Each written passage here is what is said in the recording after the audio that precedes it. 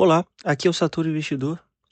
Bem, existe uma frase muito conhecida na nossa cultura que diz: o inteligente, ele aprende com os próprios erros, mas o sábio aprende com o erro dos outros. Bom, sinceramente, se existe uma área da vida que isso faz muita diferença, tá? É no âmbito das finanças. Alguns erros, eles custam muito caro, pode custar até demais, né? Não apenas em dinheiro, não apenas nos anos de vida, né? Porque querendo ou não, na nossa realidade, tempo é dinheiro. Então, eu quero mostrar hoje para vocês que para que você precisa aprender observando as escolhas dos outros, por que que isso pode acelerar a sua jornada rumo ao objetivo que você tem almejado. Geralmente, quando a gente fala sobre, a respeito disso, a gente tem que pegar uma coisa só a respeito de ego, né? O ego, ele geralmente faz as pessoas acreditarem que com elas será diferente. A pessoa, ela vê centenas de histórias iguais, ela vê o amiguinho do lado se endividando por causa de cartão, vê, pô, o amiguinho perdendo dinheiro em esquema de pirâmide. Ela até mesmo vê pessoas que se dizem saber do assunto, né? Investidores, digamos, né? Se denominam como investidores, né? Comprando ativos que apenas porque estão subindo, né? Porque tá na moda, né? Quem nunca viu um cara aí comprando Bitcoin na alta? E pensa, não, comigo vai ser diferente. Cara, isso é um dos maiores viés de psicologia financeira, tá? Você não pode ir com o estouro da manada, tá? A gente tende a acreditar que a gente é exceção, mas o mercado ele não recompensa confiança excessiva, e ele recompensa disciplina. Assim como você tende a se estrepar se você tende a ir com todo mundo, né? Só porque todo mundo tá fazendo, eu vou fazer também, né? Já dizia minha mãe, né? Você não é todo mundo. Todo erro, ele deixa um rastro, tá? Quando alguém quebra financeiramente, raramente foi por causa de alguma única decisão. Geralmente é uma sequência de pequenos erros. Pô, gastou mais do que ganhava, ignorou a reserva de emergência, ele comprou por impulso, acabou investindo sem estudar absolutamente nada, ou sei lá, tentou enriquecer rápido. Cada decisão, isoladamente, ela parece pequena, mas juntas elas acabam por comprovar a teoria que, se eu não me engano, ela se chama teoria do queijo suíço, onde você vê um queijo, né, ele é furado por todos os lados. E para que a teoria diz o seguinte: se você, para um erro causar um acidente, é uma teoria muito utilizada na aviação. Para que um erro se acabe gerando um acidente, ele tem que passar por diversas camadas até chegar no acidente propriamente dito, né? Quando eu digo que você pode aprender com o erro dos outros, não precisa pesquisar muito para entender isso. Você pode observar isso no seu dia a dia, cara. Eu não tô por dentro da casa de todos vocês para saber, mas quantos de vocês não conhecem uma pessoa que entrou em alguma espécie de esquema que obviamente deu errado? Pô, todo mundo conhece um cara que já entrou em esquema de tipo de aposta esportiva, todo mundo já conhece o cara que entrou em roleta, né, para ganhar algum tipo de prêmio, né, como se fosse um tipo de consórcio informal. Enfim, nem o consórcio o oficial vale a pena, tá? Qualquer pessoa que já estudou o mínimo de investimento sabe disso.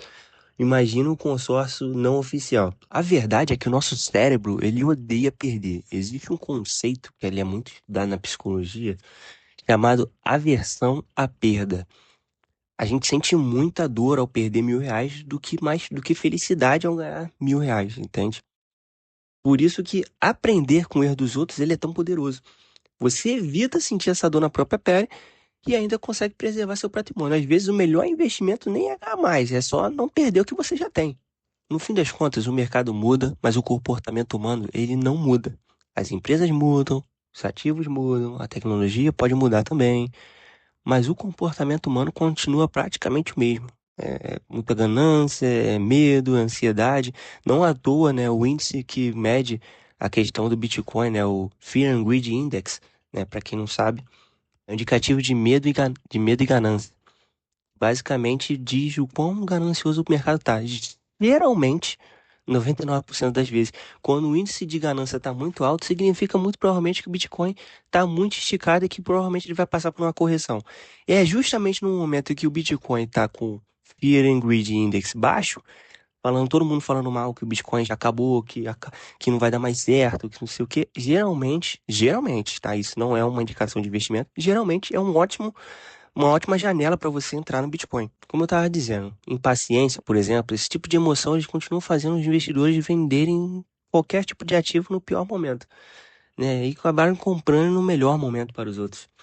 Quem entende psicologia financeira, no minimamente percebe que investir não é apenas analisar gráficos, é acabar aprendendo a controlar a própria mente, a própria ansiedade, né? O próprio âmbito de você fazer alguma besteira. Porque querendo ou não, comprar o ativo é muito fácil, você sente até aquela euforia, mas você ter a disciplina de segurar ele, mesmo quando ele está mal, precisa de muita força psicológica.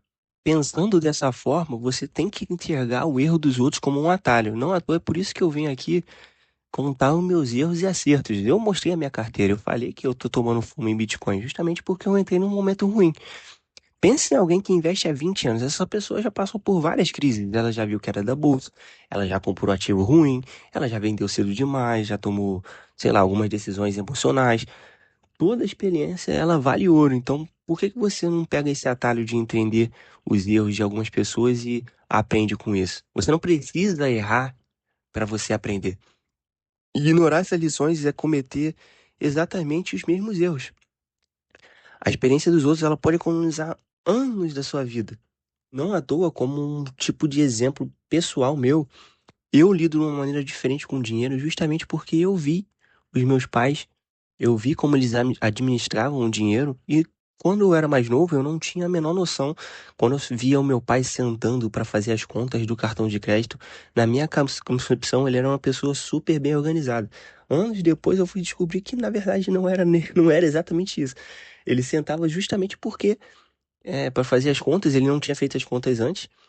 Ele não tinha noção se ele tinha gasto tudo, ou se faltava, se sobrava, ele só via. Ele trata dinheiro até hoje de uma maneira completamente diferente do que eu trato. Depois de mais velho, eu fui entender que aquilo ali, eu pelo menos, particularmente, considero uma maneira errada. Assim que eu recebo, eu vou lá e separo a parte dos investimentos. O meu pai é justamente o contrário. Assim que ele recebe, ele vê que sobrou tanto. Talvez ele invista e talvez ele pegue o que sobrou e gaste tudo com outra coisa. O que eu não preciso nem citar que, financeiramente falando, está totalmente errado. Mas você não precisa errar dessa forma para você aprender. Outro atalho que você pode também pegar é conhecimento.